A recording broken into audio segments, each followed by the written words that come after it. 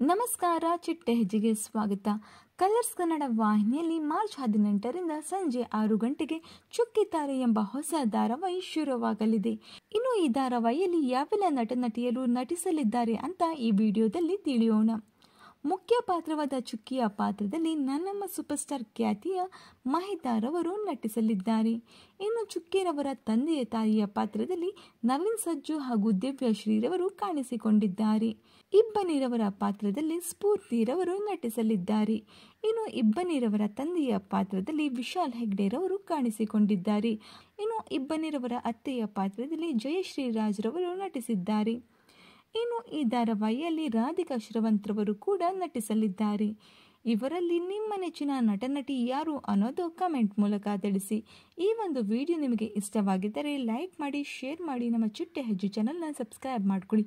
ಹಾಗೆ ಪಕ್ಕದಲ್ಲಿ ಕಾಣಿಸೋ ಬೆಲ್ ಐಕನ್ನು ಕ್ಲಿಕ್ ಮಾಡ್ಕೊಳ್ಳಿ. Thank you.